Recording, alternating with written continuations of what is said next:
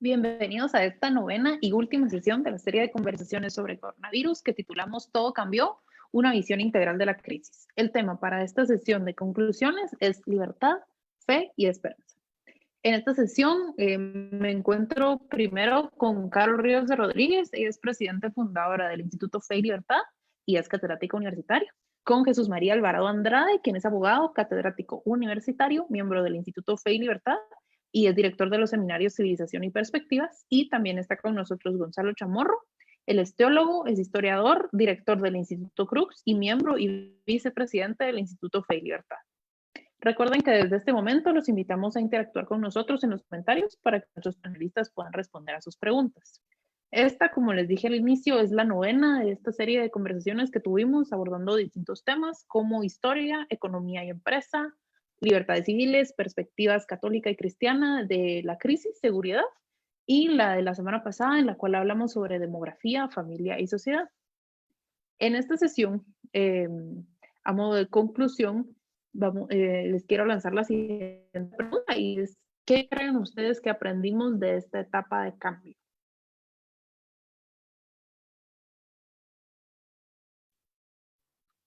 A ver, Empiezo yo.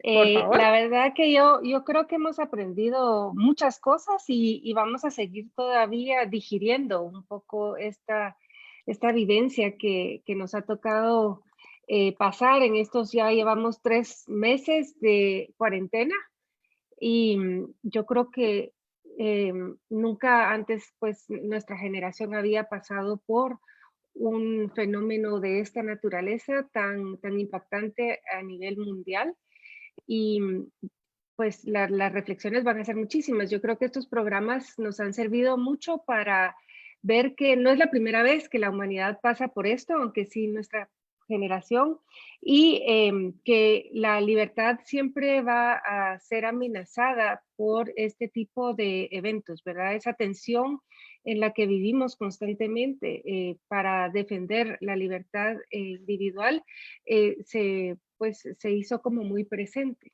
¿verdad? Y luego también yo creo que hemos aprendido a revalorar muchas cosas, como el tener familia, el tener mercados, el revalorar realmente cómo funciona el conocimiento científico, cómo se adquiere conocimiento científico y también la importancia fundamental de la fe en nuestras vidas. Por supuesto. Bueno, muchas gracias por En la ese sentido, invitación. Gonzalo. Sí, muchas gracias por la invitación. Comparto las perspectivas introductorias de Carol. Yo creo que toda crisis, ¿no? Como hemos dicho en varias ocasiones, nos da la posibilidad de ser creativos y de reflexionar sobre las diferentes crisis que se han dado a lo largo de la historia. Y yo creo que ese es el primer valor que tenemos que darle a este tipo de diálogos, que por primera vez a través de estos medios de comunicación, creo yo que estamos valorando la historia.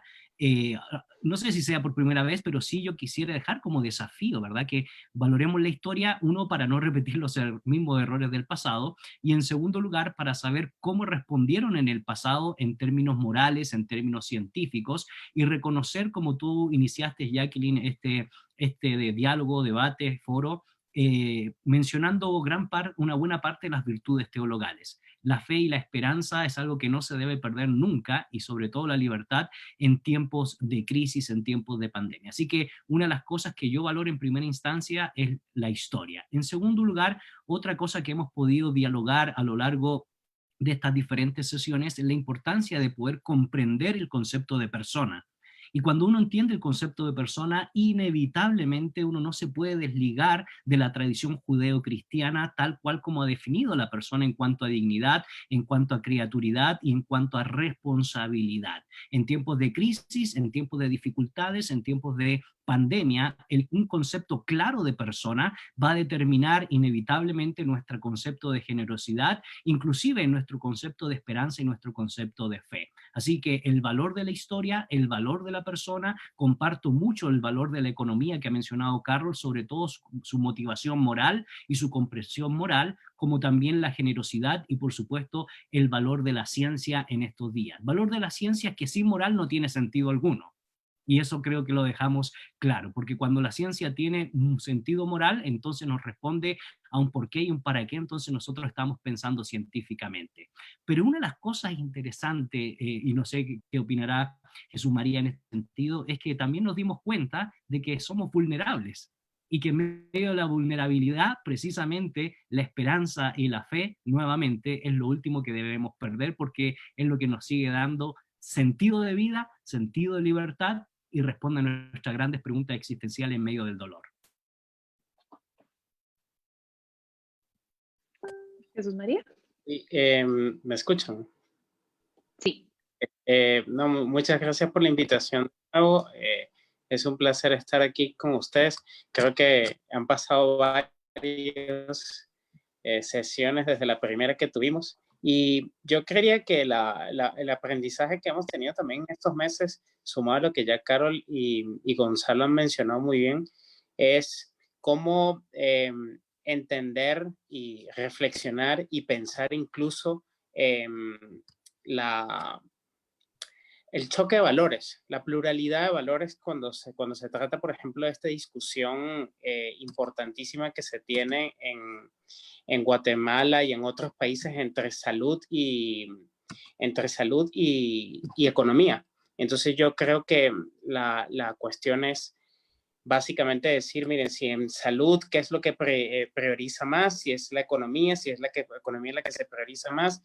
Esa discusión en tanto si es la salud o la economía, creo que habría que sumarle otros factores, como bien decía Gonzalo, hasta una visión hasta antropológica, de fe, de historia, de sociología, y nutrir un poco más la discusión.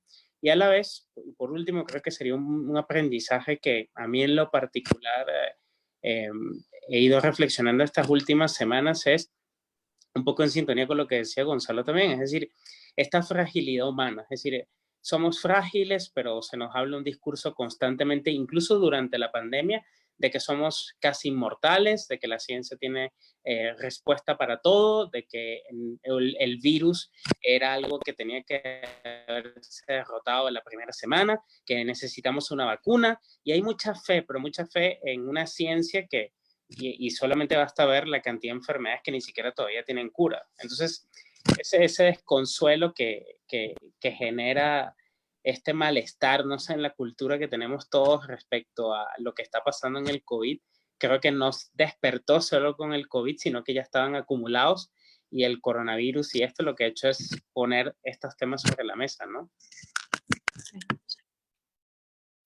Yo agregaría que una de las cosas, no sé qué opinan, pero yo agregaría que una de las cosas que hemos podido ver en estos días es la fuerza de los medios de comunicación para desvirtuar una información o para decir la verdad.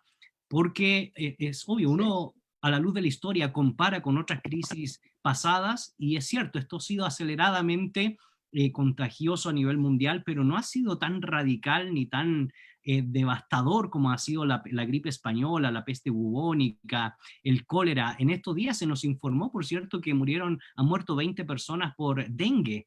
Entonces hay cosas que no están resueltas, no es solo el tema del coronavirus. Lo que pasa es que mediáticamente nos ha cambiado la dinámica de cómo conducirnos, educar, formar o desinformar también en la coyuntura actual.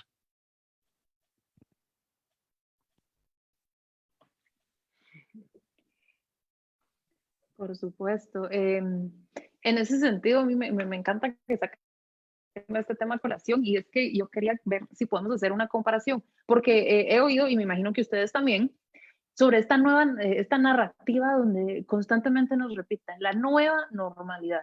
Vamos a regresar, vamos a salir de todas estas restricciones hacia la nueva normalidad. Pero nosotros al final del día somos las mismas personas, hemos aprendido distintas cosas de esta etapa, pero entonces, ¿qué piensan ustedes sobre esta nueva normalidad a raíz de este comentario de Gonzalo sobre el poder que tienen los medios para contarnos una historia, aunque la realidad diga otra cosa? Pues a mí me parece que la naturaleza humana es una y siempre ha sido la misma, y nuestra propensión, si algo hemos aprendido, es que somos seres sociales. y que nos hace muchísima falta el contacto con nuestras amistades y con nuestros familiares, y que en el primer momento en que nos digan pueden volverse a reunir, lo vamos a hacer.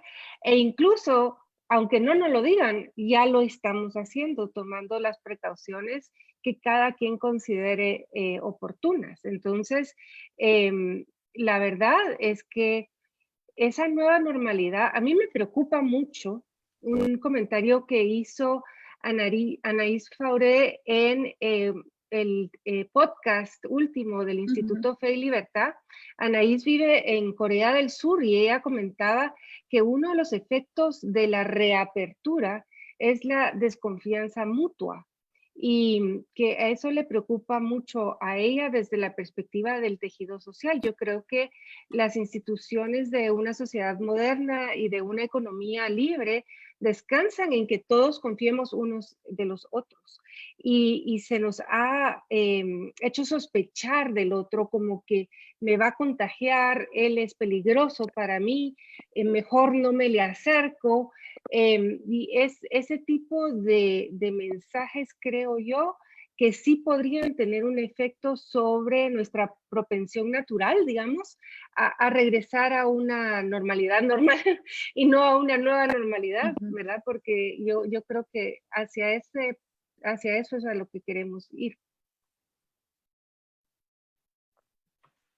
Yo no sé Gonzalo, si Jesús María, por favor. Yo no sé si la anterior era muy normal que se diga, ¿no? Pero el término nueva normalidad ya es un poco raro, ¿no? Sin embargo, un poco estoy con lo que dice Carol. Si uno describe un poco la situación, a mí me parece en lo particular, no sé qué piensa aquí Gonzalo y Carol y ustedes, que yo creo que esto no va a terminar pronto y que esto se va a alargar un buen tiempo. Creo que la reapertura económica, esto se va a dar porque la economía tiene unas leyes que probablemente van a aplastar cualquier voluntarismo político, y esta reapertura se da. Temo que en esa reapertura empiecen a surgir nuevos casos que obliguen a un segundo cierre. Es una especulación que yo temo mucho en particular, porque eso significaría agudizar más una crisis social, política, económica en todos los terrenos. Pero si si ese escenario no se da, lo que me pongo a pensar es que va a costar mucho, como decía Carlos, la confianza. Es decir, va a haber una sociedad paranoica, van a exigir los propios ciudadanos medidas bastante fuertes que van a obligar a que el Estado asuma bastante poder. Las empresas privadas obligadamente también van a tener que incurrir en unos costos para poder calmar esa ansiedad. Veamos las noticias que hay sobre los aviones y que si la nueva relocalización de los asientos, el transporte público, el Uber, la comida rápida, o sea, es innumerable la cantidad de cuestiones. Y yo me imagino que en ese sentido es que llaman de esto de la nueva normalidad, es decir, una normalidad alterada en el que no vamos a vivir como antes pensábamos que vivíamos. Bien, ahora no vamos a vivir así. Ahora bien, yo creería que ahí sobre ese efecto habría que puntualizar la necesidad de minimizar un poco esa paranoia y poder posibilitar una convivencia lo más civilizada y pacífica posible, porque yo creería y entendería un poco la implicación que dice Carol, y estoy con Carol, de que eso no le va bien ni a la economía ni a la sociedad, porque básicamente esa desconfianza mutua que ya la tenemos en países como los nuestros, donde no hay trust y todo esto que hablan algunos, bueno, se potenciará a niveles que pueden ser catastróficos, ¿no? De acuerdo. En mi caso, pues a mí me llama mucho la atención y quisiera hacer una breve evaluación de lo que han dicho algunos filósofos muy contemporáneos o filósofos que ya tienen algunos años, sin embargo se consideran contemporáneos. Por ejemplo, Noam Chomsky, que es un anarquista y un filósofo del lenguaje, interesantemente se publicó una entrevista de él donde él siguió insistiendo que el coronavirus es producto del capitalismo o del mal llamado neoliberalismo, y él confunde neoliberalismo con economía de libre mercado. Y quiero aclarar dos cosas. En primer lugar, Karl Marx nunca habló de capitalismo, siempre habló de capital. En segundo lugar, la palabra neoliberalismo la creó Alejandro Rostow para hablar de lo que hoy sería economía social de mercado. No está relacionada al liberalismo clásico, pero esos son puntos interesantes que lo discutiremos en otra ocasión. Lo que sí me llamó la atención es que este famoso filósofo del lenguaje fue también muy criticado en las redes sociales por el nuevo lenguaje tecnológico que está planteando una nueva generación que ya nos está tragando el discurso de una guerra fría como lo fue en el siglo XX, de que este es un problema entre izquierda o derecha, capitalismo o no capitalismo, sino que ellos pidieron un poco más de información acerca de lo que este anarquista tan simplista dijo, que esto era culpa del capitalismo. Entonces, lo primero que me llama la atención es que hay una nueva generación que ya no se traga la conclusión muy superficial de decir que todo lo que vivimos es producto de este sistema económico. En segundo lugar, me llama mucho la atención, como planteaba Carol y también Jesús María, leyendo casualmente al filósofo Yuval Harari en un pequeño artículo titulado El mundo después del coronavirus. Se atrevió pues a dar algunas lecciones, aunque creo yo que es todavía algo complicado hacerlo, pero bueno, él planteaba que se está dando en estos tiempos de coronavirus dos tendencias. Uno, la vigilancia totalitaria y el empoderamiento ciudadano, o el aislamiento nacionalista y la solidaridad humana. Y eso es un debate que tenemos que probablemente retomarlo, seguirlo trabajando en estos días. Sin embargo, él, a pesar de hacer estas dos distinciones, él hace una crítica a los gobiernos que vigilan y castigan a la población usando sensores contemporáneos o potentes algoritmos para poder identificar a lo que se denominaría hoy filosofía panóptica. Sin embargo, la solución que da él a mí me llama mucho la atención, porque dice que ya los gobiernos nacionales no deberían tener el poder final, sino que debería haber un solo centro de impulsión política y de salud, y quiere empoderar a toda la OMS. Entonces es raro su acercamiento en querer liberar a las naciones de los estados soberanos o los estados de derecho y darle el poder totalitario a una organización que, como todos sabemos hoy, lamentablemente se ha politizado. En esa misma línea, otro filósofo que se encarga de analizar esta época de post-pandemia es el famoso Slavoj Žižek, de corte muy hegeliano, y él dice que la pandemia es como un golpe al estilo Kill Bill, que es una película, ¿verdad?, que probablemente muchos de los que nos están viendo han visto, y sin embargo recae en la misma dinámica de que todas estas ideas de noticias falsas o teorías conspiratorias paranoicas han hecho que no se exprese la verdad concreta. El problema es que él también, al igual que los dos filósofos anteriores, mayoritariamente de izquierda, plantean que esto debería ser resuelto por un Estado global único, ya sea la ONU o la OMS. Ahora, ¿a qué quiero llevar con esto?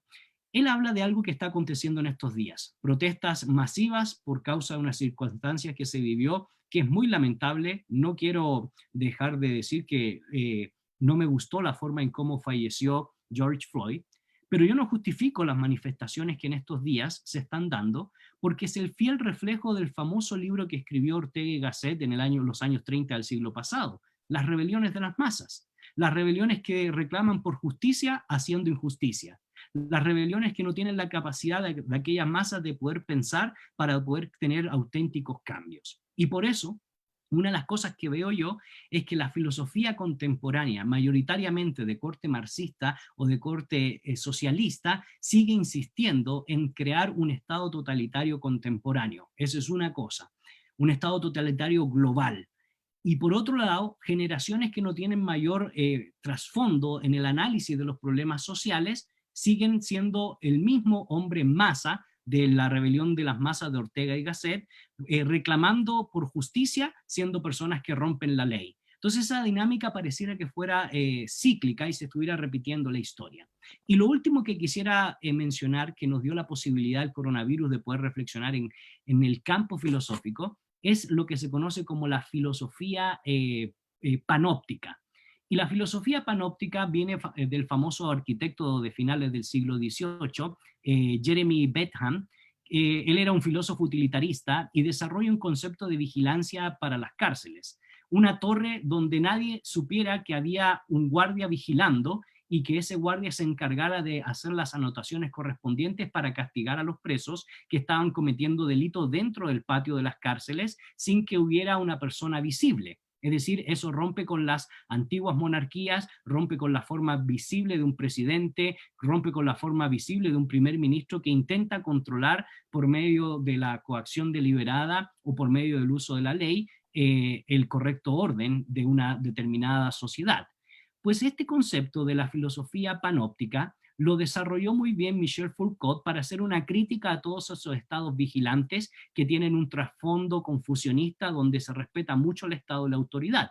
Y sin embargo, en estos días, el filósofo coreano Byung-Chul Han plantea que una de las dinámicas que van a romper inevitablemente las libertades individuales es precisamente esta temática de la filosofía panóptica impuesta por los países asiáticos para un mundo donde no estamos acostumbrando que los vigilen y que se metan en la intimidad de nuestra vida. Entonces, este es un debate interesante que yo creo que deberíamos activar en estos días, estudiando a mayor profundidad la filosofía panóptica, el fin de las tendencias superficiales de que este es un problema de izquierdas o derechas, y más bien centralizarnos en qué implicaciones tiene la tecnología en tiempos de coronavirus para nuestras libertades individuales. ¿Nos creemos más libres con la tecnología? Sí, pero tarde o temprano, según este concepto panóptico, estaremos más presos que nunca por causa de la misma tecnología. Perfecto, eso me sonó a algo salido de 1984 de George Orwell, ¿verdad? Ah, sí. Bastante interesante, parecida a la idea de Big Brother. En ese sentido, creo que hay mucha gente muy interesada en los comentarios sobre esto del totalitarismo. Y nos preguntan, ¿creen que nuestra sociedad peligra de caer en un totalitarismo? Y William Ruiz comenta que en El Salvador, por ejemplo, privó la economía sobre la salud. Y en ese sentido, él dice, así que lo que habíamos logrado estamos por tirarlo por la borda en cuanto a la contención del virus. Y muchos gobiernos aprovechan la crisis para obtener poderes especiales. No sé si alguien quisiera comentar, ¿vamos hacia un totalitarismo? Yo diría lo siguiente, bueno, dependiendo qué es lo que conceptualizamos por totalitarismo. Usualmente casi siempre las formas en que se conceptualiza totalitarismo están bastante ligadas a la forma en que Hannah Arendt trató de explicar el tema, cuyo caso en la obra de Hannah Arendt también me parece que hay un fuerte componente ideológico asociado al totalitarismo, y por eso entonces se asocia a las grandes ideologías del siglo XX como, sobre todo las grandes ideologías antiliberales como causantes de un totalitarismo feroz, en este caso el nazifascismo y el comunismo soviético.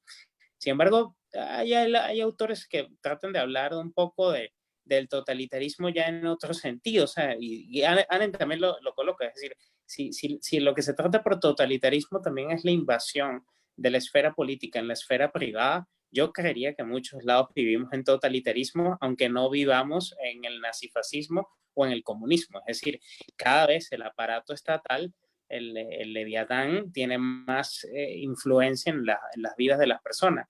Entonces yo creería que esa tendencia, estoy describiendo, no es lo que quisiera, pero esa tendencia no va a bajar, al contrario, esta pandemia la va a profundizar más, es la gente que va a pedir más intervención del Estado, es la gente que está, incluso ya Gonzalo lo comentaba, ¿no? Como algo que en principio no es algo que deberías estar metido en la discusión ideológica izquierda y derecha, como el coronavirus en sí, como una pandemia, es inevitable que no sea un fenómeno politizado y por tanto, tanto de izquierda como de derecha tomen el argumento para hablar sus proyectos políticos.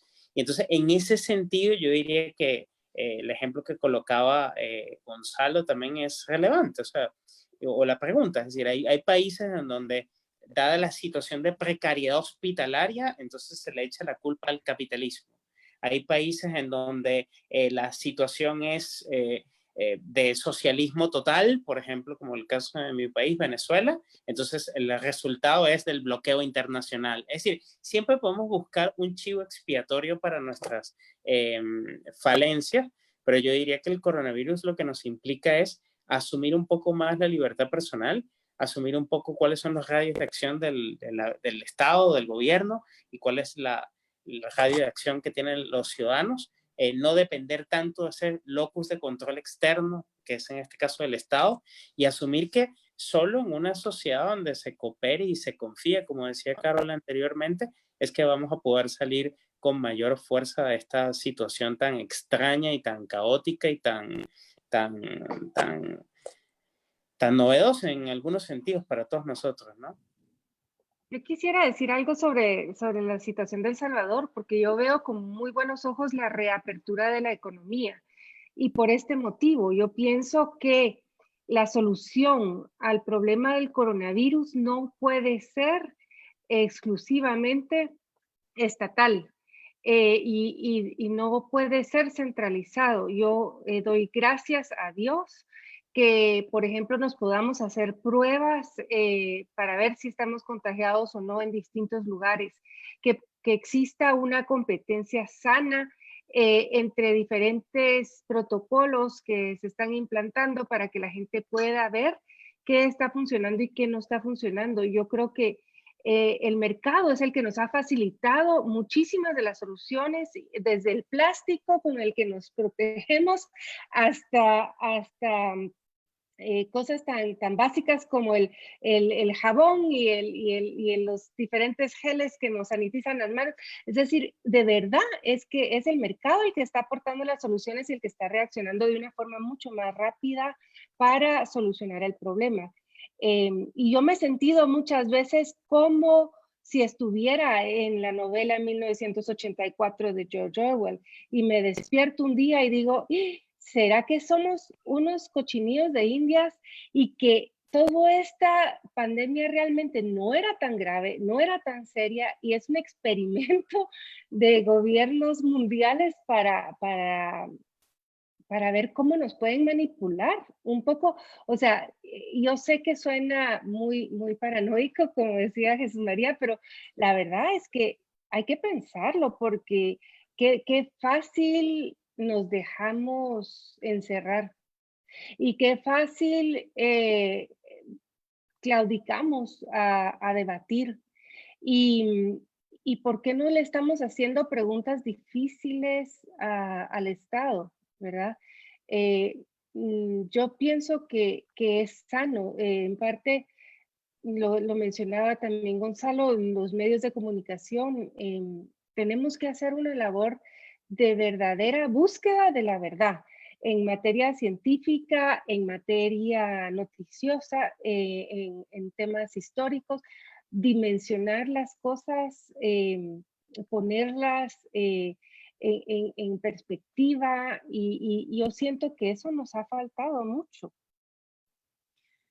Yo encuentro toda la razón a Carol y claro, podría sonar nuestra visión algo pesimista y algo de teoría conspirativa, pero es que la evidencia nos lleva a concluir sobre estas dinámicas, es decir, un ente global, un ente que quiere quitarnos las soberanías nacionales, unas entidades que quieren meterse en dirigir las leyes de nuestras naciones, entes que se nos quieren meter para dirigir inclusive asuntos que tienen que ver meramente con nuestras tradiciones morales, inclusive biológicas, aprobando por todos lados o invirtiendo por todos lados para que se aprueben matrimonios igualitarios, o el tema del aborto que está tan de boga en estos días, casualmente en la ONU, planteando normativas, planteando dinámicas de un control global que nos quiere dirigir la plana y que tiene una agenda globalista, globalizante, que nos quiere inevitablemente romper con nuestras raíces, con nuestras tradiciones, con nuestra perspectiva del sentido moral, del sentido de la vida y sobre todas las cosas, de nuestras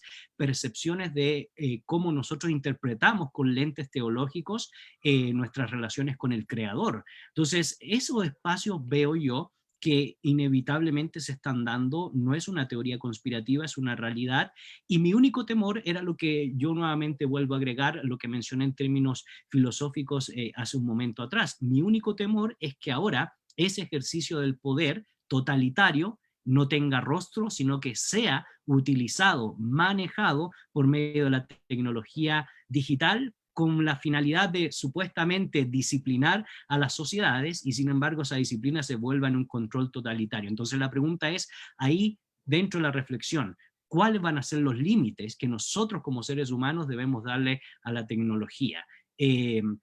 Porque no se olviden que la tecnología siempre es un medio, nunca es un fin. Si nosotros dejamos que la tecnología se convierta en un fin, perdimos la esencia de lo que significa cualquier medio de comunicación. Y comparto con Carol de que lamentablemente lo que ha permeado hoy los medios de comunicación, que por cierto me acabo de enterar que Google hizo una fuerte inversión en comprar, no sé si ABC o las...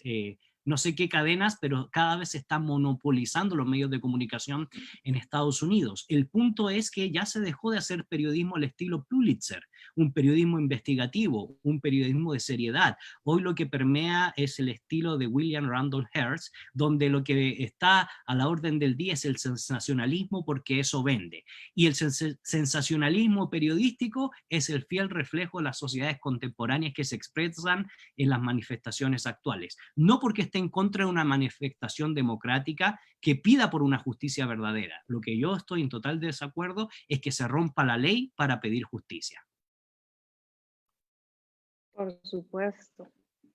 Y ahora, hablando, Carlos, de hacer preguntas difíciles, Camilo les tiene una pregunta difícil. Entonces, Camilo les pregunta, ¿a qué les parece que le tememos más? ¿Al virus?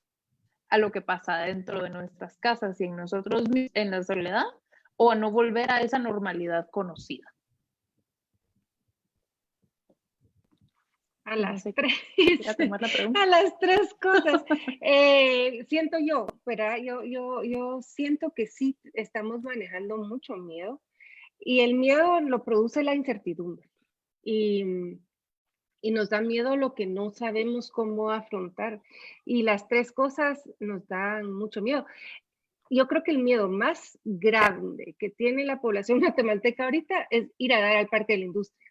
O sea, lo que más miedo les da no es ni siquiera contraer el virus, sino que ir a dar a un sistema estatal que no va a poder curarlos y que los va a aislar absoluta y totalmente del resto de su familia. Perdón, pero yo creo que eso nos da mucho miedo también.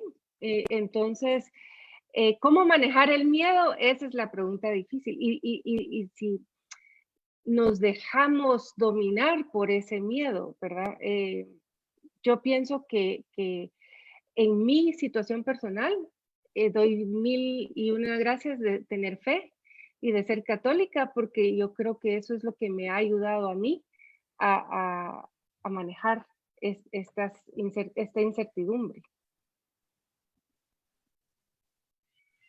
Yo quisiera retomar, Carol, con ese punto final que has mencionado, porque me recuerda la obra de Viktor Frankl, El hombre en búsqueda de sentido.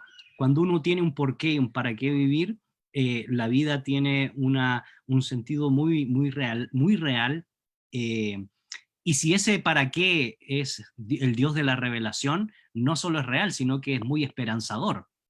Y en estos tiempos de confinamiento, en algunos casos, si ustedes pueden ver, aquí los cuatro tenemos literatura en nuestras espaldas, porque nos da la posibilidad hoy de no solo reinventarnos en el campo de las ciencias, sino en contemplar el misterio de la revelación. Debemos reevaluar la soledad en tiempos de crisis para aprovechar, escuchar ese sílabo del Dios que se revela, que nos sopla a través de su espíritu y que nos invita a reflexionar en nuestra piedad, en nuestra moral, en cómo nos hemos conducido a lo largo de todo este tiempo en un mundo tan ajetreado, en un mundo tan complejo, en un mundo de revolución tras revolución, en un mundo donde nos estábamos olvidando de las instituciones divinas como la familia, en un mundo donde tristemente el materialismo exacerbado nos llevaba a olvidarnos del verdadero sentido de la generosidad, la solidaridad, en el mundo donde tenemos que reevaluar cuáles han sido los distintivos morales que nos han dado sentido, no solo en Occidente, sino como personas creyentes en algo. Y eso lo digo porque esta crisis o esta pandemia o inclusive algunos ya están hablando de epidemia porque dice, pues no, la gente que ha muerto ni se compara a la gripe española o la peste bubónica, y no quiero ser tan hiriente con aquellos que creen que esto es una gravedad de pandemia, pero es que todavía no estamos viviendo cosas que se han vivido en el pasado y el ser humano ha logrado salir adelante con menos tecnología, con menos ciencia, con menos capacidad de poder responder y afrontar circunstancias difíciles. Es decir, el ser humano siempre, cuando tiene esperanza en el Dios de la revelación, siempre va a tener un porqué y un para qué vivir, aún cuando perezca, aún cuando deje de existir en el espacio y el tiempo, porque creemos que hay más vida después de esta vida, mis queridos amigos. Sí, que yo diría una cuestión más adicional a lo que han mencionado, estoy completamente de acuerdo. Diría que a la reflexión que hacía Carol de por qué básicamente asumimos el encierro casi de manera dócil, yo creo que tiene mucho que ver con la educación moderna. Creo que ese es un factor que daría para hablar más largo y más detenidamente. Otro es el marco institucional. Para nadie es un secreto que en las últimas décadas, pero yo diría siglos, ha sido más acentuado, y sobre todo en el siglo XX, la renuncia del ser humano a su libertad y la entrega total a un leviatán. Esto ha sido casi que la constante durante todo el siglo XX. Hay razones muy complejas de todo esto. Lo hemos visto ahorita con la pandemia del coronavirus. Básicamente, a la primera medida, todos los básicamente cerraron, y salvo en los Estados Unidos, donde vemos en algunos estados rebeldía frente a eso, la verdad es que el mundo entero ha asumido el encierro, quizás en algunos países escandinavos, en la propia Inglaterra, lo cual casi que pone otra vez la discusión enorme esta y que se ha atizado en los últimos tiempos sobre si la leyenda negra es verdad o no, pero eso es una primera especulación. La segunda es un poco lo que mencionaba Gonzalo también, que eso daría para también otra discusión, pero es frente a esta pandemia ver un poco el corto, mediano y largo plazo. Entonces, en el corto, mediano y largo plazo, habría que ver el papel de las instituciones internacionales. Yo sí creo en un cierto marco institucional internacional. Obviamente sí estoy en desacuerdo con la deriva en que han tenido la mayoría de ellas, la OEA, la ONU, básicamente son unos cascarones burocráticos al servicio de la ideología de turno, bastante corruptos, con agendas ideológicas incluidas, que ya ni siquiera tienen que ver con la defensa de ciertos derechos, pero eso nos va a obligar a una discusión muy fuerte sobre qué marco institucional internacional queremos, porque yo creo que sí va a ser en algún sentido inevitable que tengamos al menos un minimalista marco internacional para muchas cosas. Y el otro punto que me gustaría puntualizar es un poco el marco institucional nacional. Y si bien estamos hablando de la cuarentena, y algún jurista español lo dijo muy bien de que el Estado de Derecho no debería estar en cuarentena, lo cierto es que realmente el Estado de Derecho está en cuarentena. Si hablamos, por ejemplo, en países latinoamericanos, que hablamos en Guatemala en particular, y no quisiera entrar en política sobre esto, pero veamos cuál ha sido el papel del Congreso. No hemos visto todavía, yo no he visto la discusión fuerte en el Congreso en relación a si es necesario las prórrogas del estado de excepción. Esta discusión debe ser una discusión política fuerte, así sea virtual, yo no la conozco. Y así en la gran mayoría de los países latinoamericanos. Las cortes sencillamente también básicamente están silentes en muchos países, salvo en Estados Unidos, de esta mujer tejana, entre muchos casos, que abrió su peluquería y desafiando la orden del gobernador y terminó siendo libre, lo que muestra un poco los resortes institucionales de este país. En otros países, creo que respondiendo a la pregunta que decía alguien, el miedo cunde. Y no sé si es el miedo a la casa, no sé si es el miedo al Estado, no sé si es el miedo a la nueva normalidad, pero lo cierto es que hay varios ámbitos miedo en varios ámbitos que agudizan una posible recuperación económica. A la vez, y este es un comentario último que no me gustaría compartir con ustedes, me parece un poco peligroso la deriva que estamos teniendo últimamente. Creo que las personas más necesitadas son las que están sufriendo más.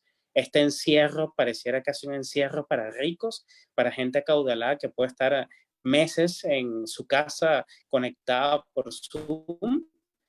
Yo creería que la gente que necesita vivir del pan de día a día, sus pequeñas empresas o lo que sea, cerradas por las medidas que fueran, me parece algo que termina siendo violatorio también de sus derechos fundamentales. Entonces, si la ponderación es vida o economía, bueno, sabemos que en muchos casos, si la gente no tiene pan, también va a morir.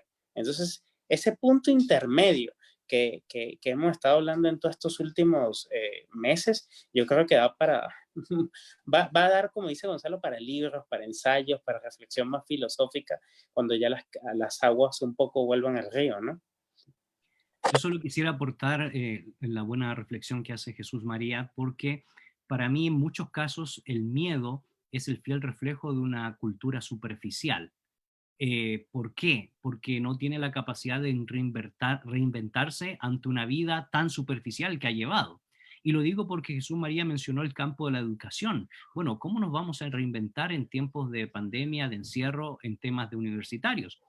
Sí, y fue hace poco, no se olviden de la famosa tesis de Wilhelm Humboldt o William Humboldt en el modelo de la Universidad de Berlín. Bueno, será tiempo para que pongamos nuestras inversiones en los procesos de investigación en vez de enseñanza-aprendizaje y nuestras universidades vayan a un paso acelerado a poder desarrollar investigación científica. Bueno, puede ser, pero nuevamente el temor infundado, porque muchas veces puede tener fundamento el temor, pero cuando es infundado es porque nuestra vida ha sido tan superficial, porque nos conectábamos con cosas tan superficiales que no tenemos la capacidad de aprovechar el silencio, la soledad, el confinamiento para desarrollar nuestras propuestas literarias, desarrollar nuestras propuestas científicas, tener el tiempo y la capacidad de filosofar, tener el tiempo y la capacidad de meditar en el misterio de la revelación, en el Dios de la revelación, tener el tiempo y la capacidad para conectarnos con cosas más trascendentes y más profundas que la mera cuestión de la paranoia que puede producirse por algo que obviamente está afectando a la población y sin embargo amerita que lo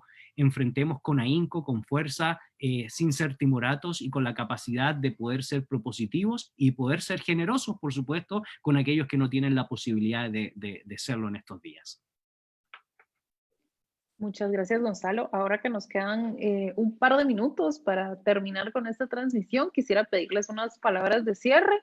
Evidentemente, como dijeron los tres, este es un tema complejo sobre el cual necesitamos seguir la conversación, pero por el momento terminamos el ciclo de transmisiones en vivo y creo que es un tema que podemos seguir explorando en distintos formatos en el instituto, ya sea en artículos, en el podcast y demás. Pero para poder cerrar estas transmisiones, si nos pudieran dar un breve mensaje de cierre. Yo quisiera decir que cerrar en un tono positivo y ver que realmente este tiempo nos ha servido mucho para valorar la importancia que tienen las instituciones de mercado y todas las instituciones de libertad social y económica y política para el avance de la humanidad, el progreso de la humanidad. Creo que es importante de verdad machacar un poco este tema y decir, bueno, estamos combatiendo esto con las herramientas poderosas que tenemos a nuestra disposición gracias a la actividad del mercado y a la creatividad de la humanidad. Y luego, pues también revalorar la familia, la vida familiar. Yo creo que eso ha sido una cosa muy positiva porque se había estado básicamente cayendo en la idea de que la familia no importa, que no importa realmente si somos 3 gatos reunidos alrededor de un refrigerador, eso es una familia. No, ¿verdad? La familia es un núcleo social sumamente importante que cumple un rol social muy importante y yo creo que eso pues lo hemos aprendido. Y también hemos aprendido mucho sobre la importancia de la religión. El estar privados de ir a nuestros servicios religiosos y de poder adorar a Dios como Él nos lo ha pedido que lo hagamos, nos ha obligado a de verdad darnos cuenta de lo mucho que esto significa en nuestras vidas y lo importante que es para las sociedades libres la práctica religiosa y la libertad de culto. Gracias, Carol. Gonzalo. Bueno, en mi caso, nuevamente, creo que estos días, bueno, muy agradecido por la invitación en primer lugar y en segundo lugar, también muy agradecido por la posibilidad de poder expresarnos, de poder reflexionar, de poder analizar, de poder dirimir e inclusive hasta equivocarnos, porque es algo reciente, ¿verdad? Siempre tienen que darnos el beneficio de la duda. Sin embargo, en todo lugar donde hay debate, donde hay ideas, eso es muy positivo. Y creo yo que este tipo de diálogos les ha dado un desafío profundo a todos los que han podido escuchar o podido ver, sobre todo al valor de la historia, como lo hemos mencionado, al valor de la persona desde una cosmovisión judeocristiana, al valor, como decía Carol, de la economía y su fuerte sentido moral, al valor de la generosidad, al valor de la ciencia, y sobre todo yo quisiera terminar diciendo que es tiempo para valorar la fe, las virtudes teologales que nos han distinguido a nosotros, entre ellas al inicio mencionaste, Jacqueline, la fe y la esperanza, que creo yo que en estos días es muy importante que lo podamos reactivar. Termino con las palabras de Jesús a una comunidad de discípulos allá en Lucas capítulo 13, donde dos casos de sufrimiento nos entrega la posibilidad de pensar teológicamente de por qué vivimos lo que vivimos. Uno, los galileos muertos a mano de Poncio Pilato. Dos, los 18 judíos que estaban cerca de la torre de Siloé y les cayó la torre de Siloé. Y Jesús pregunta, ¿estos murieron porque eran más pecadores que los otros? De ninguna manera. Esto aconteció para que la gente se vuelva a Dios. Y creo yo que en tiempo de tanto agnosticismo, apatía, soberbia, falta de humildad, es tiempo que nos volvamos a Dios. Si yo tuviera que hacer una interpretación cristiana y Dios está en la historia, Dios nos está abriendo los brazos para recibirnos y tener esa esperanza de salvación, de gracia, de misericordia en tiempos de esta pandemia. Es bueno que nos acerquemos a ese Dios, que es lo último que nosotros podemos perder, porque es el único que nos da esperanza. Muchas gracias, Gonzalo. Jesús María. Estoy muy de acuerdo con lo que han dicho ambos. Yo agregaría que ha sido una experiencia todo esto. Creo que la tecnología ha sido un paliativo importante, el conectarse a través de estas plataformas y ver, por ejemplo, a Carol, a Gonzalo y a ti, Jackie, pero bueno, creo que lo mejor hubiese sido personalmente, pero solo verlos ya es un paliativo.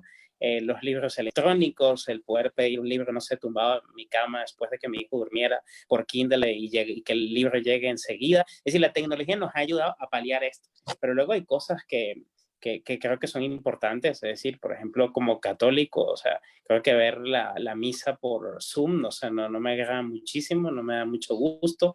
Creo que las reflexiones teológicas que ha dicho Gonzalo, que yo creo que son muy valiosas, creo que deberían profundizarse más para una comunidad de personas creyentes. Creo que este es un buen momento para darle un relanzamiento a esa parte que casi siempre se descuida y creería yo que es una de las más importantes.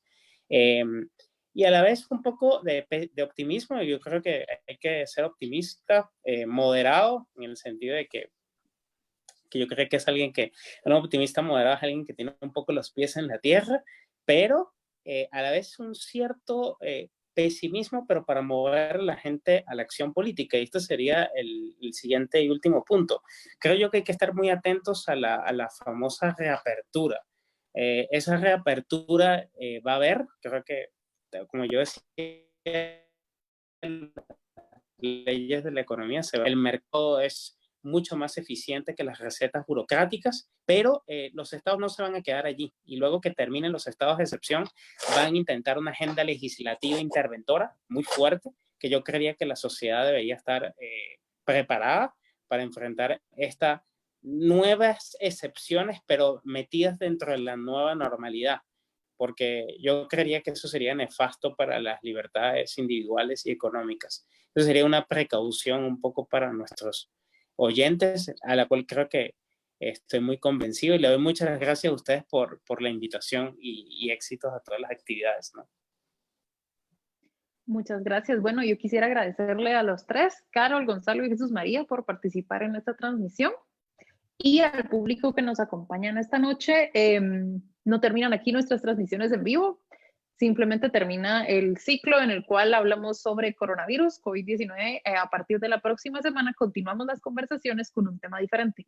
La próxima semana vamos a hablar sobre libertad de las conciencias, defensa contra cualquier tipo de tiranía con Miguel Foronda. Él es autor del artículo del mismo nombre, artículo que está incluido en el tercer número de la revista Fe y Libertad. Esperamos que nos puedan acompañar. Muchísimas gracias y feliz noche.